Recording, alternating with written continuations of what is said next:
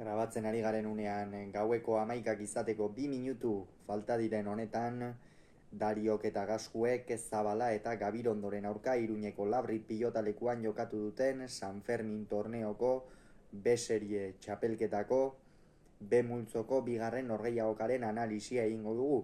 Favorito ziren Zabala eta Gabirondo, baina Dariok eta Gaskuek pronostikoak hautsi ez birrindu egin dituzte 22-6 irabazi ostean. Gogoratuko dugu aurreko partidan Dariok ez zuela jokatzerik izan, Eigurenek jokatu zuen, eta hor ikusten dira apur bat Dariok eskuekin oraindik ere dituen arazoak eta bertan daukan oinazea.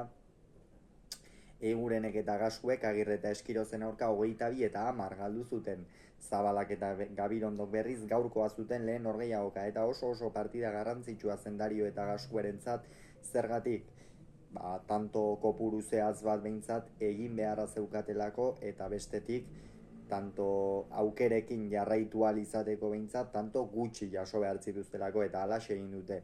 6 besterik ez dituzte jaso, eta benetan ahal ikeragarriko bikotea osatu dute Errioxarrak eta Nafarrak. Hasieran Andoni Gaskue atzean nabarmen dominatzen ikusi dugu, eta horren ondorioz 4 eta 3 aurreratu dira. Egia esan Arkaiz Gabirondo oso deseroso ikusi dugu partida hasieran. Javi Zabala ere bestetan bezain parte hartzaile ez, eta hor ere ikusi dugu behar bada Zabalari azken aste hauetako norgehiagoken pilaketak eta norgehiagoka gogorren pilaketak batez ere behar bada erasan egin diola, eta ondorioz erabat dantzan ibili dituzte gorriek urdinak, eta 12 eta 6 aurreratu dira, eta hortikan aurrera ez dute beste tanturik egin urdinek.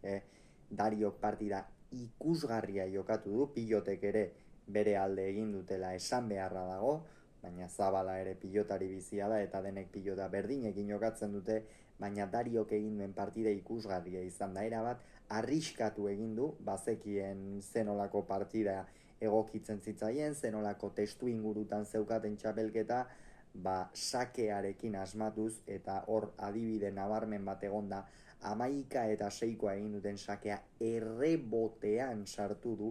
Aspaldian ez dut uste halako sake bizirik eta bortitzik ikusi dugunik, eta gaurkoan Dariok hori egin du. Benetan sake ikusgarria izan da Dariok egin duena, eta gerora gainera partidan ez da une bakar batean ere partidatik deskonektatu, eta Gaskuek ere dominatzen jarraitu du nabarmen, eta oso partida zaila izan da Arkaiz Gabirondorentzat. Atzeko kuadro horietan ikeragarri sufritu du gazteluarrak.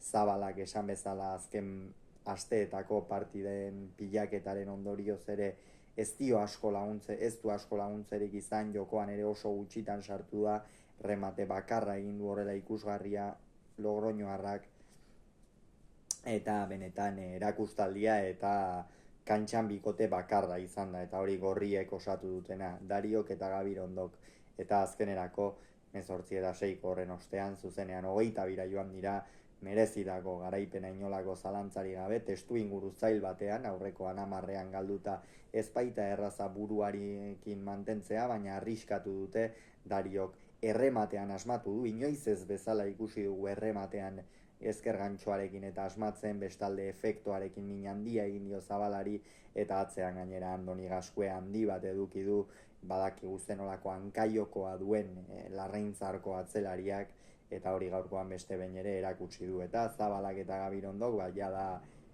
ezinezkotik hurbil daude finalera sailkatzeko. Pentsa, jada Agirrek eta Eskirozek 7 tanto egiten badituzte, finaletik kanpo geratuko lirateke, eta bestetik berriz Dariok eta Gaskuek aurrera pauso handia eman dute, izan ere Agirre eta Eskiroz irabaztera behartzen dituzte hurrengo finala jokatu nahi badute. Hauxe beraz esan beharrekoa, gogoratu Dariok eta Gaskuek 22, Zabalak eta Gabirondok 6.